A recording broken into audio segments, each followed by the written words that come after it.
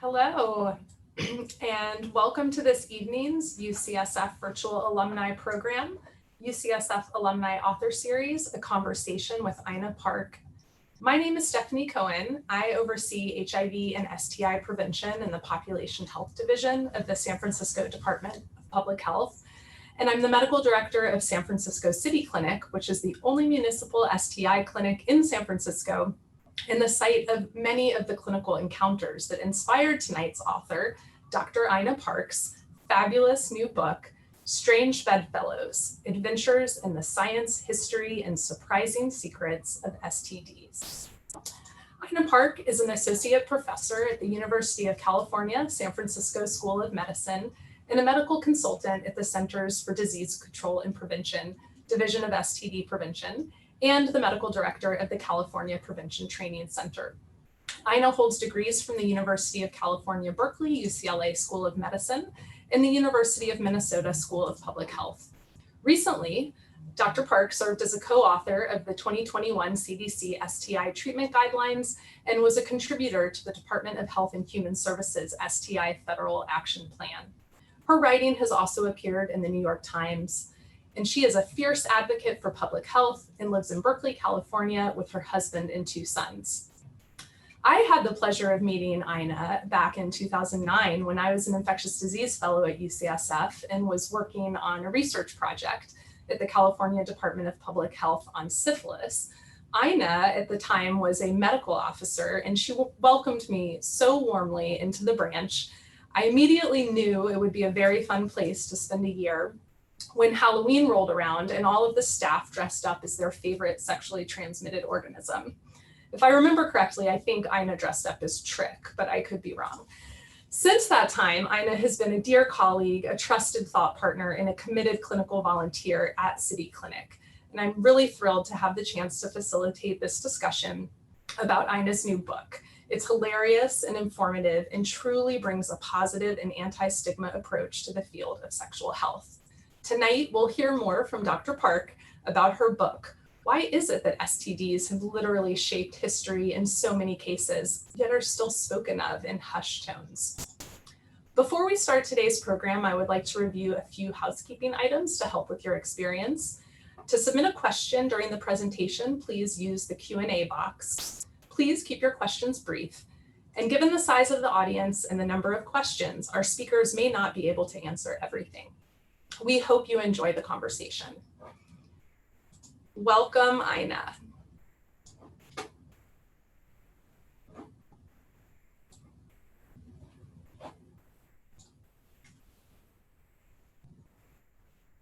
Hello, it's nice to see you. Oh, hold on. Okay, can you see and hear me? Yes, we can see and hear you. Fantastic. Thank you, Stephanie. So I remember that Halloween, and I have to make one correction. I actually dressed up as a banana and I made a condom and I wore it on my head. And then I actually wore it that week to clinic, and I saw patients dressed like that because everybody was in their Halloween costume. And most patients were able to take it. And one gentleman was talking to me, and he just was cracking up so hard. He said, "I'm sorry, I can't take you seriously right now when you're taking my sexual history while you're actually dressed as a banana with a condom on." But yeah, I mean, I think I've certainly meant for this field, and I certainly feel like I'm doing the right thing with my life. I wanted to share for the audience a little bit about why I wrote this book and the sort of origin stories of that. And Stephanie, you remember this, I'm sure, but you know, when my son, who's now 13, was 7, he was actually hit by a car. And for those in the audience who are parents, they're probably gasping. He's fine. He's absolutely fine, but he had a small skull fracture and he had a pretty complex femur fracture. So we spent the night in the ICU at Children's, which is now called UCSF Benioff in Oakland. And so the neurosurgery team came to round on him the next day, and the neurosurgeon, you know, was checking his mental status. And then before I could stop him, he sort of interjected, and he asked the neurosurgeon whether or not he'd ever had herpes. And he said, "If you have, you should ask my mom because she knows everything about it." So I just buried my head in my hands. His whole team started laughing. And then my son realized that by talking about sex and STIs to every single adult in the hospital, he would certainly get a rise out of people. So he asked the orthopedic surgeon about syphilis. He asked the ICU nurse about HIV. And then when the hospital chaplain came by to make sure he wasn't too traumatized by the whole thing, he asked him about his history of chlamydia. And so as I was witnessing this kid in the hospital, and his antics, it just made me realize that I had been in the field of STIs and public health for about 8 years. And all I was seeing were STI rates going up and up and up. And in fact, which I don't know if we'll talk about this later, the CDC just announced that prior to the pandemic was the highest year on record for STIs actually reported to the CDC. So I was like, I'm working really hard. STIs aren't getting any better. And then in clinic, where Stephanie and I work together, I was just noticing that patients were still feeling so stigmatized by these infections. And so what I decided to do was, when my son was in the hospital, I decided, what, if he is so comfortable talking about sex and sexual health at this age, maybe I could do something, myself. I can't go into every bedroom in America and stop people in the act and say, wait, let's use a barrier, put on a condom. But maybe what I could do is get people a little bit more comfortable with the topic. And the thing about STIs, as everyone in the audience probably knows, is that it's really hard to talk about them. I mean, it's way easier to have sex than to actually talk about sex. And I think, especially with STIs, there's so much stigma, there's so much judgment. And I think from a lot of patients that I've interacted with, there's a lot of fear that if they disclose that there's going to be rejection. And then there's also, these questions of infidelity that can come when STIs enter the picture in a relationship. So I really wanted to try to crack that nut. And I think when it comes to something, like STIs that people are really afraid of, I decided that I would try to use humor, and not to make fun at all of anyone who is living with an STI or suffering from an STI, but to use humor to try to turn people towards the topic, to use storytelling to hopefully pull people in and make them more interested and fascinated and wondering, what is the history of these infections? How long have they been with us? How do I catch one? What about the way that I have sex might make me more at risk or less at risk of catching an STI? And sort of what are the most common players that are out there? And so that's why I decided to embark on this book. I started it, thinking about it, in 2016.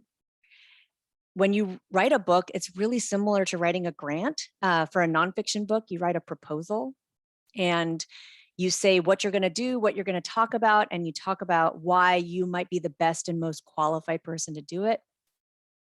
And it's really a marketing document too. You're trying to convince an agent, if you go the traditional publishing route, you're trying to convince an agent that people will be interested and people will buy this book.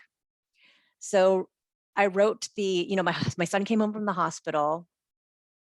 I was remodeling my house and we were sleeping on a mattress in the living room floor because that's just the way life works. It's very inconvenient, right? And so 20 minutes at night, 15 minutes here and there, I just wrote a proposal. It took me over a year to finish that proposal because I had my day job on top of it. And I had an invalid kid that we were trying to rehab and all of that stuff. So after that, I found an agent really quickly, and she really believed in the book, and we sold the proposal really quickly as well. But it took me another 3 years to actually finish this thing because, as I mentioned, got the day job and the kids and a husband as well. So it's been a long journey. I'm so glad I did it after the fact. It's really similar to having a kid for those of you who are parents out there. There's never a good time to do it. And it's something that you look back on when it's over and you're saying, oh, I'm glad I did that. But when you're actually birthing this baby or this book, it's really painful, similar to labor. And that was just a little intro about the birth of this book. And I'm going to leave it there because I know that we have some questions and we have some information to share with folks as well. Thank you, Ina. That was really touching to hear the origin story for this and everything it took to get the book to the finish line. I'm so impressed that you did and appreciative because it's a great contribution. For the audience, please submit questions you have for Ina in the Q&A and we'll work to answer them. And in the meantime, we'll go to some of the questions that were submitted in advance of the session. So I know we'll start with some of the audience questions, as I mentioned. Tell us a little more, what was the most challenging part for you in finishing your book, and how did you overcome this challenge? Oh, there were times, Stephanie, that were just so excruciatingly painful. You know what I mean? When you're, when you're writing something and you read it and you say, this doesn't totally work, but I don't know how to fix it. And that, if you can imagine, there's 300 pages in this book, that happens so many times. And so I think my biggest challenge, though, was trying to make a subject that is really not funny and try to bring some humor to it.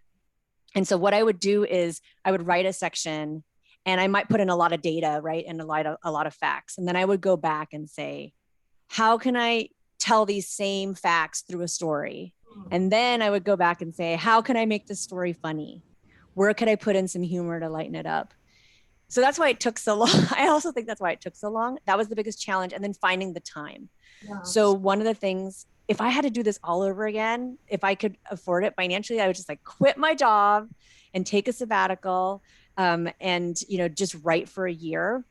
But what I ended up doing instead is I would go with another writer friend of mine and we would just leave for a week. And the two of us would be together writing together. She was also working on a book at the time, which she finished well before I did. But for those of you who are writing and you know that having the non-interrupted time and space is what is needed to produce, especially a book-length work. So that was my biggest challenge, is just forcing myself to take the time and then saying I'm going to get behind in the other aspects of my job and not being anxious about that. I'm sure you identify, Stephanie. Well, and I think, just to follow up on that question, I think the book really revealed your skills as a writer and a journalist. You did a lot of interviewing of people in the field, and you interviewed patients, colleagues, experts, and did a lot of research. And I'm just wondering, where did you pick up those skills? Is that something you had some additional support on along the way of writing the book, or had you had any experience with this type of writing in the past? I know you've published a lot of academic articles, but that's right. Obviously a different type of writing. No, and I would never do it the way that I did it. I mean, I don't know what I was thinking, starting with a book, my agent was like, most people write a couple articles first and see if they want to do it or not. But she's like, but it seems like you can do it, so we'll take a chance. Yeah, I mean, I think, well, because of the work that we do, Stephanie, it involves tons of reading the literature and trying to digest it and then turning it into public health, program and policies. So I think the research skills were built doing that in the course of my day job. And then, I had written a little bit in college, but I'm talking a really little bit. So I had no idea if I was going to be able to do it. And I thought I would just try to write in my own voice. So I think the way the book is written, I feels like you're talking with me and some of my expressions and whatnot. So I wasn't sure if it was going to work or not because I had never done it before. So I don't recommend that. I do recommend, trying to write an opinion piece or a shorter form article first. But I had a little bit of research help. I hired a person who had worked for me before, a research associate, and she, for the vagina chapter where we talk about the microbiome, there's a lot of literature that she just sort of compiled for me, but I read everything myself and then tried to, digest it and not dumb it down because I wanted scientific folks and clinicians as well to read it and feel like they were learning something. But I wanted lay people to not feel like this is way over my head and boring and jargony. Yeah. Well, maybe the audience might be tantalized by the reference to that chapter. I do remember something in that chapter about the vagina being a self-cleaning organ. Yeah. Do you want to share with the audience any of your kind of highlights from that chapter and Yeah, I mean, things you I, learned? I think the biggest, some of the biggest takeaways, I don't know that folks realize, but, in the 50s, you know, douching really became very mainstream, and Lysol was actually one of the products that was most often used. And yes, we're talking about the same formulation of Lysol that we're using today. So it essentially is like throwing a bomb inside of the vagina and it destroying both the good bacteria in the microbiome, plus, any bad actors that might be present. But destroying all those good bacteria really set up the microbiome for a disordered state when it returns, right? And actually sets people up for things like bacterial vaginosis.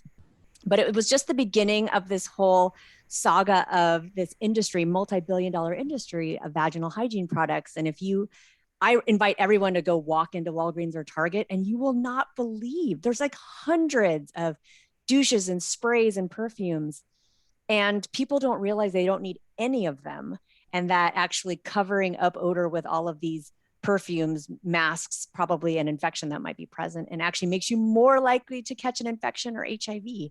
So I wanted to tell that story, and how I call it like douching is basically this you know like vermin that won't die. You know what I mean? You keep hitting it. There's a whack-a-mole. You keep hitting it, it comes right back. So even just this year, Stephanie, there was one of the manufacturers actually started a campaign geared towards teens and preteens to try to get them to start using vaginal products, at this age. And as you can imagine, like, you get people hooked early, then they feel like they need it and they'll spend money on the product, as an adult.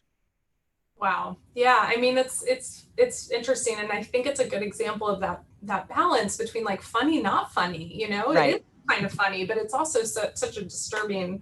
It's so disturbing, how right? women's bodies are, stigmatized and controlled and stuff. So, but you do a great job of covering both sides of that, I think. So yeah, and women are told they need all of these products. You know what I mean? Gwyneth Paltrow is mentioned in there as well, because she was trying to sell all these jade eggs that she said were going to, unleash your inner concubine or whatnot. And again, sticking objects inside your vagina for many hours on end is probably not a good idea. That's my PSA for everybody. If you take home nothing else from tonight, don't. Yes. So just going back to a couple more of our audience questions, we have a few technical questions for you around STIs. So one audience member wrote, we have recently added routine syphilis screening to our 28-week prenatal labs. Is this widely practiced across the United States? So not everywhere, but that has certainly happened in California. It's happened in Arizona. It's happened in states where in Texas, for example, there are hotspots in the country where congenital syphilis is really flourishing. And so those states have responded by saying, you know what, we need to try to capture women, not just in the first trimester, but also screen them again at 28 weeks. And some folks are also getting screened again at delivery. And I think, I can't predict exactly what's going to happen with STIs during the pandemic, but syphilis among women is one thing that may not have really gone down, even though lots of other STIs did. Yeah, exactly. And I will say, for those of you who practice locally in San Francisco, we do recommend here as well that all pregnant women get screened during pregnancy at their first prenatal visit between 28 and 32 weeks, and again at delivery. And this is because of this really devastating problem we're seeing with rising rates of syphilis in women and congenital syphilis. So I'm glad to see from this audience member that you have incorporated that additional prenatal screen. Can I make a really quick comment on that, Stephanie? Because I don't know if people are aware, but the CDC just released the pre-pandemic data, at the end of April the middle of April. And there were 1,870 cases of congenital syphilis. And I don't know if people understand that even at the height of of the AIDS epidemic, the mother to child transmission of HIV was only, was less than 1,400 cases. Mm-hmm. And the last time the CDC looked at it, it was less than 50 cases. It was like 39 cases. So HIV is going like this, syphilis is going like this. And the thing about treating syphilis in babies is that really the treatment is really inexpensive. And the issue is that you have to treat women at least a month prior to delivery to make sure that the baby is adequately treated. So it's really tricky, but you'll notice that the epidemics are going in completely opposite directions. Yeah, yeah. Do you want to say more about why you think that's happening? I think that epidemiologic split is super fascinating. Well, the thing about HIV is that there are these 11th hour interventions that you can do, right? If someone comes in, they had no prenatal care, they show up in labor, you can still give them antiretrovirals and you might be able to save the day and prevent transmission, right? But with syphilis, if someone comes in labor and never had any contact with the system and they already come in with, a positive serology or blood test, it may be too late to really, alter that course. And of course, babies that are born with HIV are typically born without congenital malformations, not more than the general population. But for syphilis, as babies can be born stillborn or with severe abnormalities. So, but in terms of in California and in the West in general, crystal meth is a huge factor, playing into, and as well as things like poverty and incarceration that are sort of more universal in the country. But in the West, about a third of the women with the most infectious stages of syphilis actually report using crystal meth, and then a smaller percentage are using opioids as well. Well, this last question here from our audience maybe can give us some optimism for the future horizon. So tell us about new tests on the horizon for STIs. Yeah, so it's interesting. I think there's more emphasis and interest in doing things right at the point that the patient's receiving care. So tests that you can turn around in, less than 30 minutes. Right now, where Stephanie and I work, they have, a few tests that can be turned around really quickly, like tests for syphilis can be turned around in about 10 minutes. Tests for HIV, a little bit longer than that. And then there are tests for gonorrhea and chlamydia that take 90 minutes. So it's not quite, right at the point of care, but, you get results really close to the point of care that day. But there are new products that are out that give results for gonorrhea and chlamydia within 30 minutes that are FDA approved. And then there are tests for new organisms as well. There's a sort of new bug on the block since the 80s called Mycoplasmagenitalium. And we didn't have a test for that, an FDA approved test for that for a really long time. And then just a couple of years ago, one came on the market, which is now causing lots of headaches for Stephanie because it's a really hard infection to treat, Mycoplasmagenitalium, and requires, unfortunately, quite a long course of antibiotics. Right. Great. Well, Ina, you mentioned earlier some of the data that we saw coming out of CDC about 2019 STI rates in the US, really, really stark, concerning data, continued ongoing year upon year increases.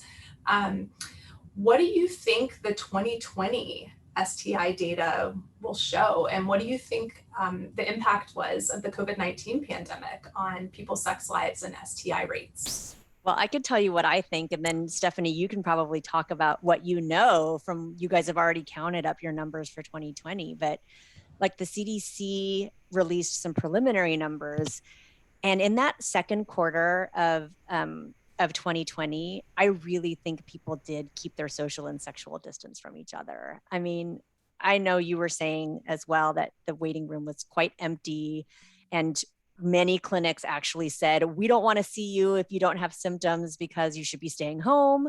And so I think people were testing a lot less. I think having talked to patients in clinic, a lot of people said, I held out for those first, 3 months or 6 months.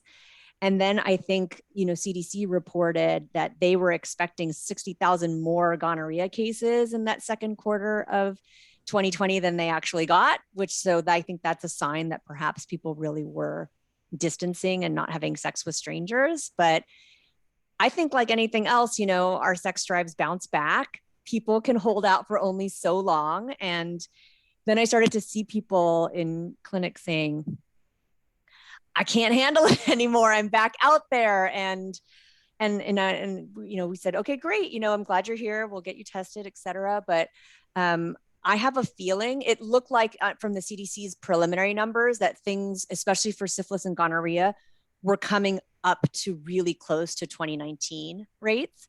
But chlamydia, which does not often have symptoms, so you really have to screen for it and look for it, was lagging behind. So I think the 2020 numbers overall are going to look lower, but watch out 2021 is all I have to say.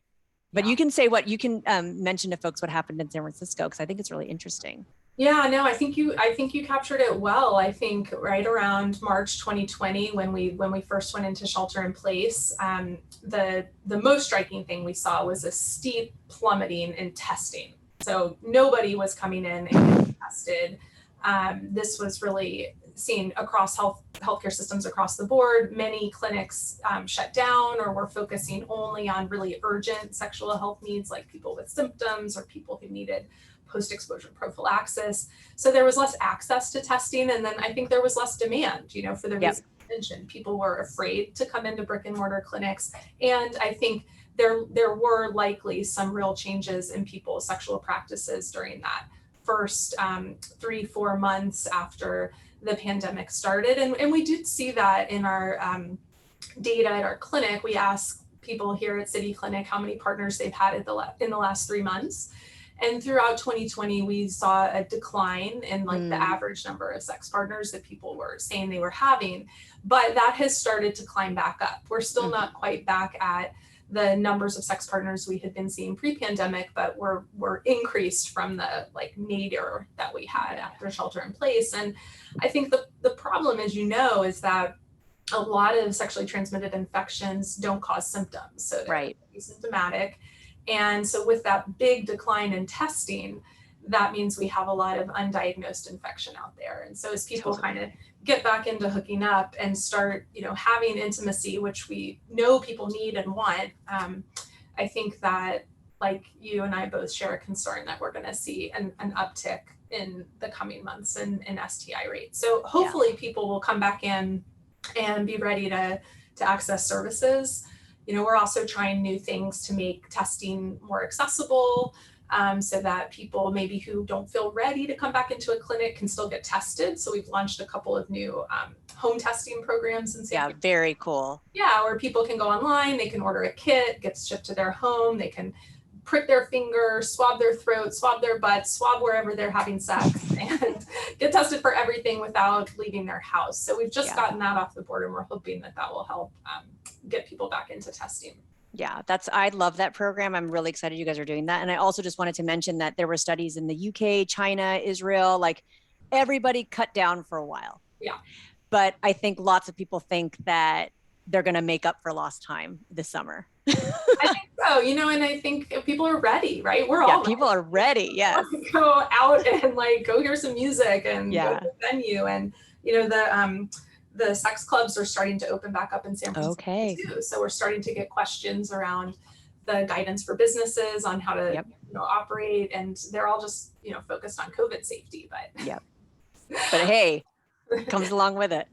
I know we got another question here from an audience member. What advice do you have on how to sell your sex partner on using barrier methods for oral sex? Wow. So can I just acknowledge that as a really hard sell? And I want you to know that if you are having a hard time selling your partner on that, you're not alone. Actually, folks at CDC did a study on this and asked people what percentage of folks actually use barrier methods for oral sex, and it was less than 10%.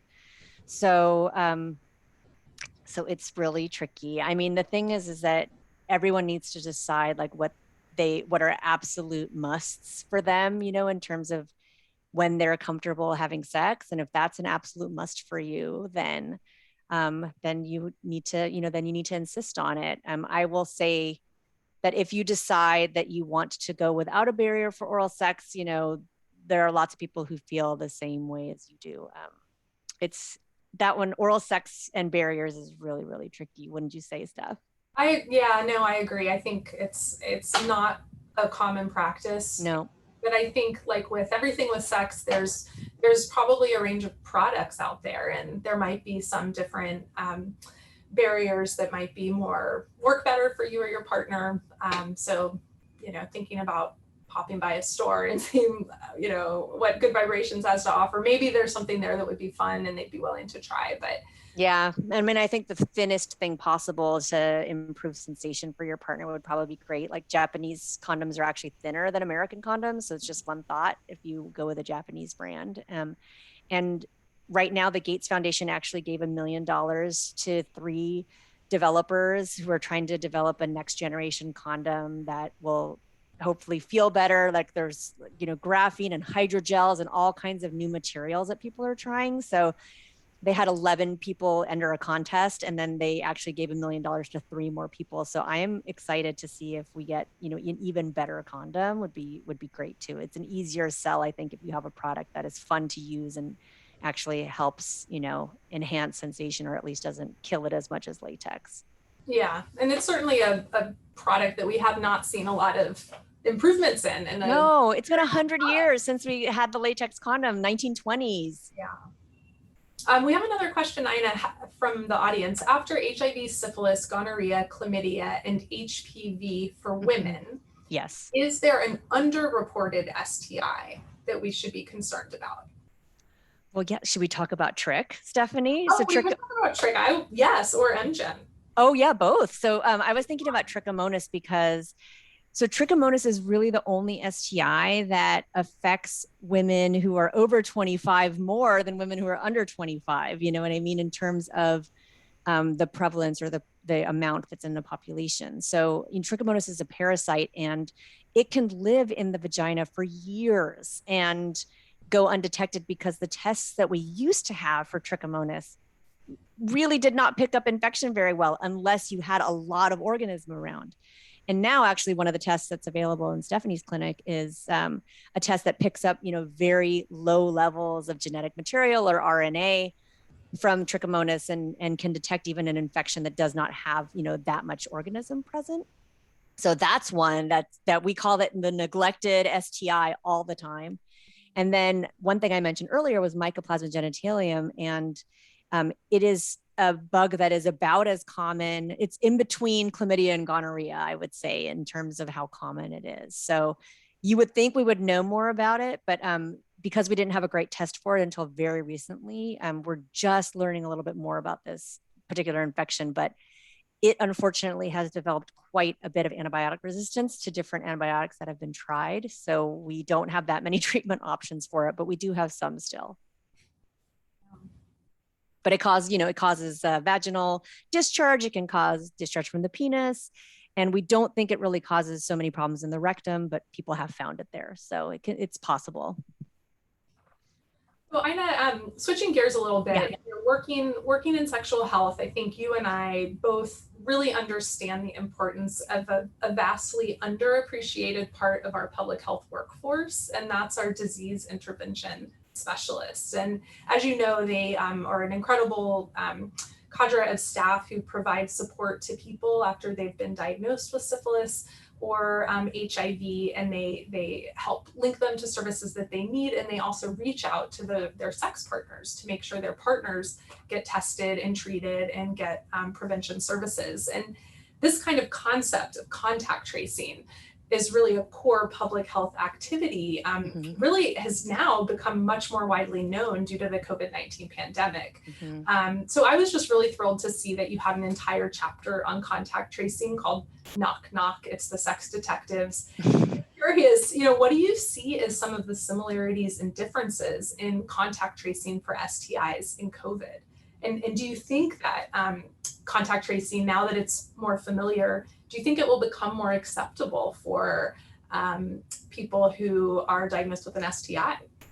I mean, I sure hope so. I think, I don't think people realize that the whole concept of contact tracing actually originated for the control of syphilis. So contact tracing as a concept has been around since the 30s. And, I think I would like to think that because people are more familiar with it, that they will be more likely to talk to a contact tracer if they're contacted by one. I'm not sure yet if that's true. I think the issue with contact tracing for STIs that makes it more sensitive is just because the fact that sex is involved versus, oh, you know what, Stephanie, you were at Whole Foods and there was one of the cashiers happen to have COVID. And so, maybe you should quarantine or get tested. It's more like you had an intimate relationship with somebody and you've just been exposed to an STI or HIV. And that may sometimes be revealing that the person that you thought might have been in a monogamous relationship with you was actually, stepping out on that relationship with somebody else. So it brings into play elements of betrayal sometimes, you know what I mean? And so I think it is a little special in that regard, but it's such an important practice. It's totally undervalued and underappreciated. And up until really recently, underfunded as well. During the pandemic, public health departments got more money for contact tracing. And then I don't know if you saw, Stephanie, but yesterday there was an announcement that public health departments are going to get $1.1 billion to actually, shore up the contact tracing workforce. So I think folks are realizing that contact tracing, if it's done well and it's done quickly, can control the spread of infection. But I think the whole COVID and STI parallel, it's, only goes to a certain point because of the close contact that happens and the intimacy that happens with sex that doesn't happen when we're just walking around to the grocery store. Right. Yeah, no, absolutely. And you share some great anecdotes in the book about like what it's like to actually do contact tracing for STIs. And you shout out some of my dear colleagues from City Clinic and SFDPH. Do you want to share any of those, some of your favorite anecdotes and stories about the incredible work that they do? Yeah, can I just show one picture? Because yeah. I think this picture really says it all. Because I interviewed contact tracers from all sorts of, time periods. And I'm just going to show this one picture. So that's my herpes picture. So this is John Potterat, who was a contact tracer in the 1970s, and he ran the contact tracing program for the Colorado Springs Department of Health. So never mind the hair, right? And the tie and the polyester shirt with the zigzag pattern, but he's talking, so there's no computer because everything was done on paper. He's talking on a rotary phone. He's got an ashtray, smoking in the health department, and the bumper sticker behind him says, "Support your local hooker." So this is when a different terminology was being used for sex work than we're using today. So one of the things that John told me was how contact tracing worked back then was he and his partner would literally just go and hang out in biker bars and try to meet as many sex workers as possible and just try to embed themselves in the community, in the places where they knew gonorrhea and syphilis were being transmitted. And the way that it's evolved, which I talk about in the book and tell lots of stories, is that now that folks are meeting on apps and a lot of contact tracing is being done virtually, some folks report that they don't feel that same level of connection because, John, who's pictured here, knew everybody and had all these connections. And so anytime like a new drug appeared on the scene or someone noticed that, like someone in their group had gotten an STI, he would immediately get called. So he was getting tipped off to potential outbreaks and potential influences that might sort of change the landscape of STIs in his jurisdiction. So, nowadays I tell stories about the incredible detective work that people have to do by looking at, just a profile picture, because we often don't have a name. Like the contact tracer doesn't necessarily have a name of the person that they're looking for. So they look to see, where was this picture taken? What neighborhood might it be? Oh, it looks like this person, is going to this gym. Maybe we can go to this gym and actually find that person, which is what I describe actually a stakeout that they did in a local gym to find someone who had been exposed to syphilis. So the level of effort that it takes now, I think, to find partners might be even greater than it did in the 1970s. I'm going to stop sharing. Okay. I just think that picture is just perfect. That is amazing. And I heard, listening to your, if I can reference this, but your forum piece yesterday, and the host, April Dombrowski, she actually interviewed him as in preparation for her interview with you, right? No, we had actually collaborated on a syphilis piece. And I said to April, you must interview John Potterat. So she interviewed him for 2 hours and she saved all this tape because he has so many crazy stories. He was in the field for, a long time from the 70s pre-HIV Wow. through the whole epidemic and then afterwards. So he spent like over 35 years in the field. So he had a lot of stories. He's retired now? And he's retired now, yeah.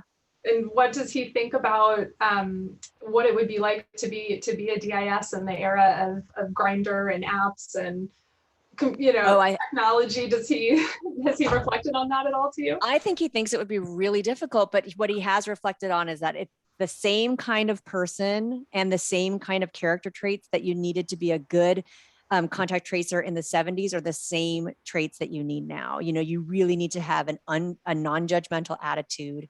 You have to be really open-minded, and you have to be able to talk to all kinds of people from different walks of life. So that's what he had in spades, and he knows that that's what it takes to be successful. Even if you're doing a lot of your contact tracing virtually, you still have to talk to somebody at the end of that line when it's done. I think that's totally true. And I would say in San Francisco with our COVID-19 case investigation contact tracing, that really came to bear here because our COVID pandemic, our COVID epidemic, like many other places, was so disproportionately impacted our Latinx communities. And we needed to bring in linguistically and culturally competent contact tracers to be able to provide services to the people who were impacted. And I think the same is true for STIs. We're always trying to hire DIS who represent the communities we're serving, who can relate, who understand, who know the scene, know where to go. And it's really a critical piece. Right. Who don't look at a place when they actually, like if you walk into a gay bar and you happen to be a gay man who's a contact tracer, you're less likely to stick out than if someone that looks like me is to walk in, you know what I mean? So having people from the affected community is a huge piece of gaining the trust so that people will actually disclose, that information to you. Yeah. Well, Ina, I learned so much from your book, and despite having been in this field for so long, in the first chapter, you wrote a lot about the history of herpes, and I was really shocked to learn that herpes was not even mentioned in that famous book, Everything You Always Wanted to Learn About Sex But Were Afraid to Ask, and that herpes really wasn't even on our radar until the 1980s. Can you tell us a little bit about that history and the role of the discovery of acyclovir and kind of how that played out, and why do you think herpes is so stigmatized today? Yeah, I mean, there's lots of factors, but I think so I'm going to start with why herpes is so stigmatized. And I think part of it is that when folks are living with HSV, and also for folks living with any chronic viral illness, same with HIV, is that once that diagnosis is received, then future conversations around sex have to usually involve disclosure, right? And if you're having to disclose something, there's a chance that the person might not be okay with it and might reject you. And so I think I've had patients who have, even folks who've been living with HIV, when I gave them a diagnosis of herpes. Oh, sorry. No, you were just frozen for a second. Oh, okay. I've had patients living with HIV who I've disclosed a herpes diagnosis to, who started crying. And I said, tell me what's going on right now.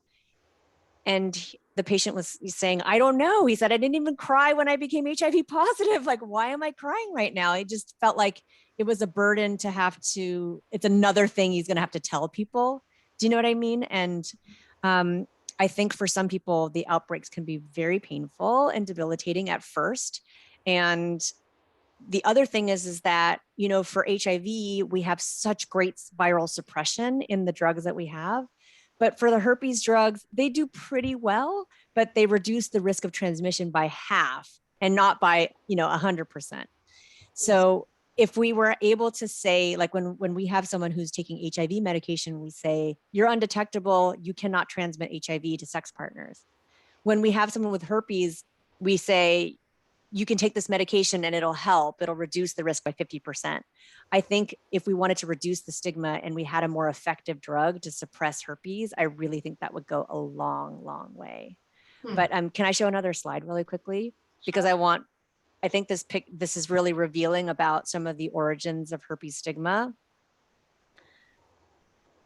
Let me see.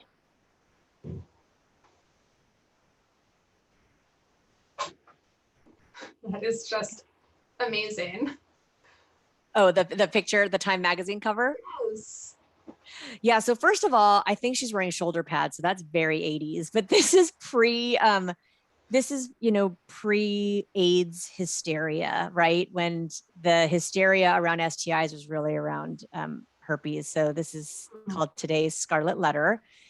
The article is even worse than the cover. It interviews folks living with herpes who describe themselves as being poisoned, as being unmarriageable, as being, depressed. And I don't think that this depiction in the lay press, and there were multiple articles, by the way, about herpes, with nothing sex positive or hopeful in either of the articles. I really think that this did quite a bit of damage.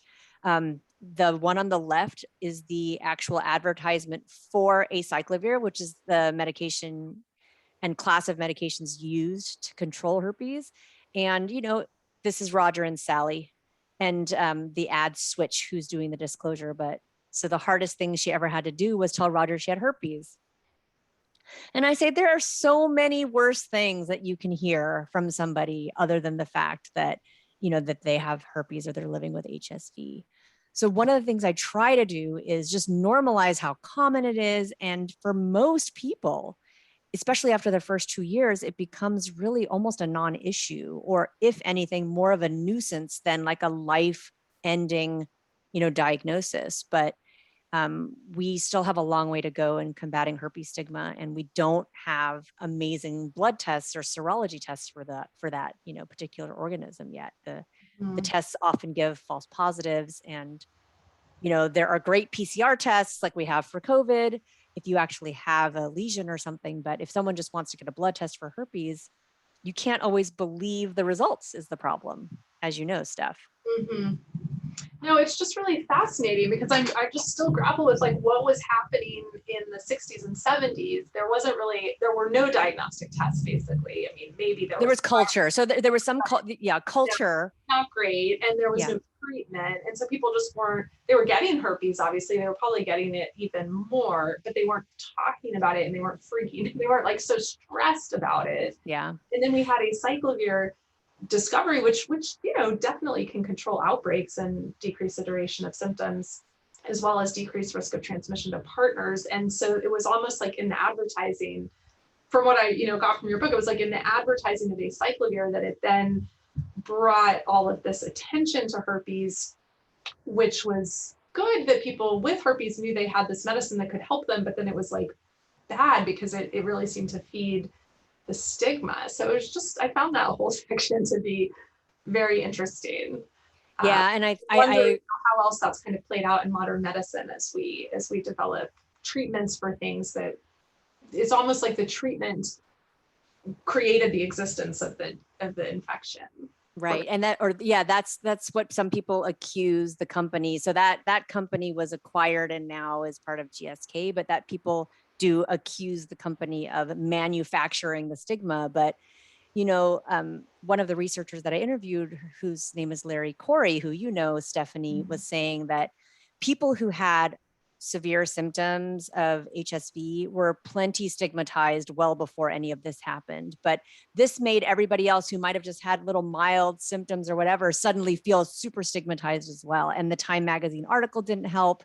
So I think it was a compiling of multiple factors. And then, of course, I talk about, in pop culture, people make herpes jokes all the time. Right. And it's totally not funny. And yet, every Judd Apatow movie has a STI joke, and, herpes is joked about a lot on Saturday Night Live. And so, again, it's just that there's this permissive culture around, like, we can make fun of this, even though this affects, 40 something odd million people. Mm-hmm. And, maybe that humor has some good elements to it, but then, it can also further stigmatize it. So it's a tricky balance. It is super tricky. This actually relates to a question in the chat, which was that this audience member says they really enjoyed reading your book. Oh, and thanks. felt like they learned something while being entertained. Okay. So they're interested in the piece about The Bachelor. Yes. And how did you kind of uncover that? And did your researcher find out about that info about The Bachelor? No, that was me. I was actually reading, I was reading about herpes, and I was looking for references to herpes in pop culture. And then I discovered, and I don't know if people know this, but you guys all know that The Bachelor has had lots of controversy this season about its contestants. Well, for the female contestants on The Bachelor, they actually screen everybody with this blood test for herpes, which we talked about as not being very accurate. And so if somebody has a positive herpes antibody result, then they are told and the diagnosis by one of the producers, and they're not allowed to participate on the show, which is crazy to me. First of all, because if they have a low positive result, half of those are false positives, number one. And I cannot believe like having some producer give somebody a lifelong, diagnosis and being excluded for that. And I said, it would go such a long way to just let people participate and to have a disclosure conversation on The Bachelor. And if The Bachelor was okay with it, it would just be incredible. And when I become queen of the world, that's what I want to happen. Well, I mean, do you know, I don't remember all the details. I remember a little bit of that section, but did they also test for anything else? Or I don't remember that. I don't remember. I know that they test for HSV. I'm sure they test for other STIs as well. Yeah. They must. And only the female contestants? Well, yeah, I don't know if they test. That's a great question. Like if you, like the Bachelorette, right? Do they test the potential bachelors for herpes? They better. We have a lawsuit to work on. I know, that's right. Discussion, I know. Yep. So, I'm interested, Ina, as I said, I learned a lot reading the book. What was the most surprising thing that you learned in the process of writing this book about STIs?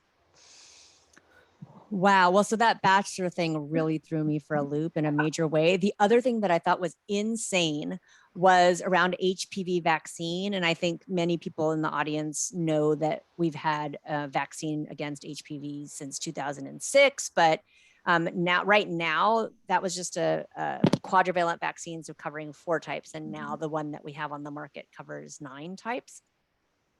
And I knew there was backlash against the vaccine because there was all this talk when it first came out of trying to mandate it in schools. And, whenever we try to mandate anything in this country, people completely freaked out and people had to backpedal. But one of the stories that I tell was about this, really disturbing research that came out of Sweden from the Karolinska Institute, which is, one of the premier research institutes in Sweden, about a potential risk of increased cervical cancer from folks that had gotten the HPV vaccine. And I was like, wow, this is really disturbing. And then when you dug deeper into the story, actually, it turns out that the person who published that was published under a completely fake name and put this out there. And it turns out that the way that they did the analysis, was completely off kilter. And there were so many people in the analysis that were not even eligible to get the HPV vaccine because of their age. And so the whole thing turned out to be this crazy ruse. And it just made me realize that the anti-vaccine movement is very insidious. Like it's not just putting up a website to say and putting up, horror stories of things that have happened to people who've been, who think they've been injured by a vaccine. But people are now, this particular person actually published multiple papers with anti-vaccine science in multiple journals before it was discovered that the person was publishing under a fake name. Even though, they were peer-reviewed journals that, maybe should have caught that. But the institute in Sweden was like, someone saw that and said, but there's no person by that name here. So crazy stuff that people are doing, you know what I mean? Even infiltrating what we think of as like a scientifically pure, right, system of peer review. And just, if there's it's just fake news in a different form. Was it ever determined who the real person was? Well, someone knows because the editor at the journal knows, and the author said, I fear retribution, and so that's why I'm publishing under a pseudonym. But they actually retracted the paper because people just went crazy. You know what I mean? These like especially watchdog groups. There are several bloggers who are looking for fake news in scientific literature all the time, and people just went, ape and saying, you've got to take down this paper. This is completely not okay. Wow. Yeah. Well, I know we're getting close on time, but I wanted to just, comment on how much I appreciated your focus in the book on stigma and the importance of stigma in driving STIs, and how anti-stigma efforts and normalizing STIs are going to be so critical as we try to address these epidemics that are getting worse. What are your thoughts on how we can achieve this destigmatization of STIs? What are your thoughts on like the importance of language around how we talk about them and how we talk and educate our kids? Mm-hmm.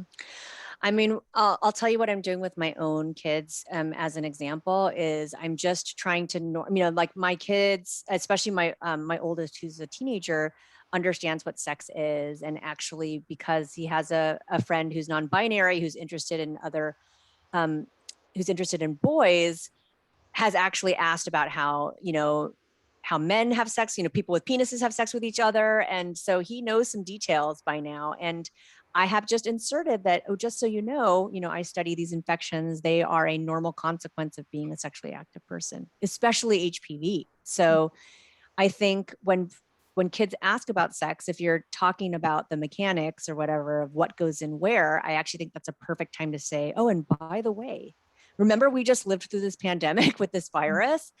Did you know, that by the way, there's lots of sexually transmitted bacteria and viruses, and you're probably, at some point you'll probably get one. And I think, so normalizing is the first thing. And the other thing, Stephanie, is I think empowering people. So this is what you can do.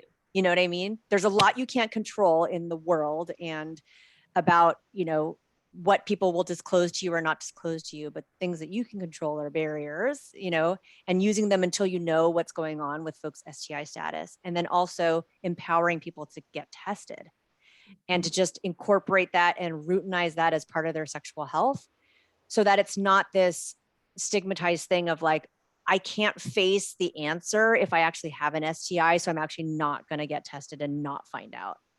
I think that's what we're trying to avoid. And I think that, as we know, this happens for HIV too. Stigma kills. Like, people don't get tested. And when they do find out they're HIV positive, sometimes people don't seek out treatment, because if you ignore it, people just think maybe it'll go away. And I think we are discovering, for those of us who work in public health and STIs, we need to prepare. It's just going to get worse, I think, before it gets better. Yeah. And we need to be ready with sex positive messages. I think we also need to acknowledge that people have sex and that it's a normal part of development as well. And not, STIs aren't a punishment. They're just, a normal consequence. Right. Yeah. And I think I totally agree. I think that's absolutely critical. And, at the same time, I think we also have to, weave in our equity work and our anti-racism work and our LGBTQ rights work and our women's rights work as well, because it's the stigmatization of these infections as well as the stigmatization of people and their behaviors, right? That make it such that folks are afraid to seek care and to seek services and to talk with their partners. So it's pretty complicated, but I think this book is really just a great advancement for our field. I'm so thrilled that you were able to persevere and get it out there. Stuck it out. Yep. It's just been a pleasure watching all of the news about it, and international. I think the Germans maybe really liked your book a lot. Yeah, the Germans got into it as well. Some folks in the UK and Canada have reached out. So I hope that, and I've had, the best thing is, Stephanie, is that I've had some young people reach out to me who say, like, I read your book and it made me feel better about my diagnosis. And that is totally what I'm trying to do here. So that is wonderful. Yeah. Well, thank you so much, Ina, again, for the work you're doing and for taking the time to chat with us tonight. Thank you to the alumni who joined us and for your outstanding questions.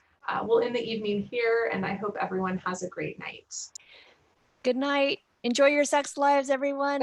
Thank you for coming. Thank you.